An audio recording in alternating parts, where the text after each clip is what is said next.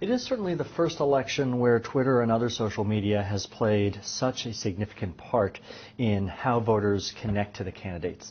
You know, the best way for a candidate to gain a vote is no different today than it was 100 years ago. It's that look in the eye, it's the handshake, can I have your vote? But it's hard to do that kind of one-on-one campaigning on a national level.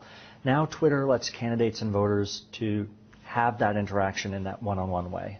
But also, to what extent does when does Twitter light up? Is it in response to conventional events like TV debates? Is that when Twitter comes alive? Or are there other instances where people become engaged in the political process on Twitter? Twitter tends to come alive in different cases. One of the principal ones are still those tentpole events, those TV debates, when people use Twitter as a way of gathering to watch television the way we used to as a family or a group of friends and commenting on what we're watching, using Twitter as that second screen, as they call it, to talk about and react to what the candidates are saying.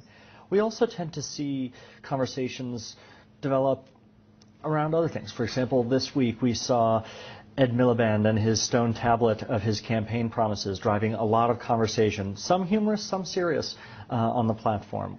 Well, that's the thing. I mean, volume isn't necessarily a good thing, is it? I mean, if you look at the Scottish referendum campaign, for example, is it fair to say that the Yes campaign had more prominence on Twitter, and yet, of course, the vote went against them?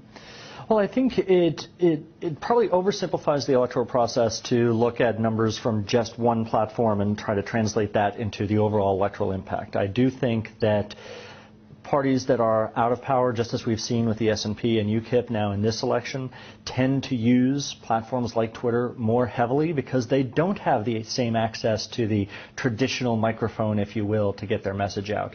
So something like the Yes campaign does find great success in unifying their supporters using a tool like Twitter and see better results. It doesn't necessarily mean the one with the most tweets wins the election. And what about the parties? How would you compare their different use of social media? Have you noticed orchestrated campaigns from the different parties? How have they used Twitter? Well, you've definitely seen in recent days a concerted effort from Labour to connect with younger voters using the platform. You mentioned in the previous segment the Russell Brand interview and the interview with the fashion blogger earlier today, each of whom have significant Twitter followings and can introduce Ed Miliband to perhaps a new audience he would not reach through traditional channels.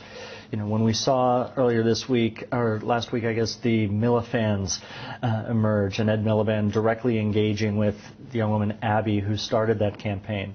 And so I think that has now been reflected in some of the numbers we have seen in recent days. The volume of tweets for Labour slowly ticking up over the last few days as they make that play for the younger demographic on the platform. And yet, to a certain extent, is it politicians and their aides talking to themselves and talking to journalists? Are they creating a kind of conversation that actually isn't including many would-be voters?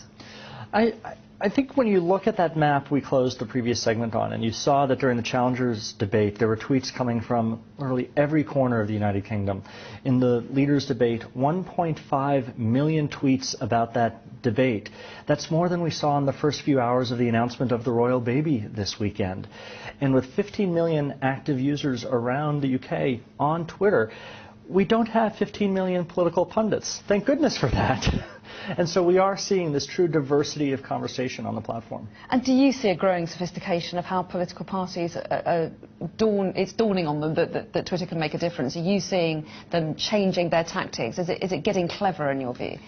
Yes, you're definitely seeing candidates use it as a new way of connecting directly with the voters and making themselves available for that direct conversation. And I think that's why younger voters tend to look to Twitter as a tool to get more involved in the process, because one of the things we consistently hear from younger voters is they feel that candidates are out of touch or parties are out of touch, mainly because there's always been a filter between them and those spokespeople. It's been watching them on TV, being interviewed by a presenter, rather than on Twitter where they can ask questions directly from the candidates and have that more direct interaction. Well, fascinating to see if it has any impact on turnout or on the way people vote. Adam Sharp, thanks very much indeed. Thank you.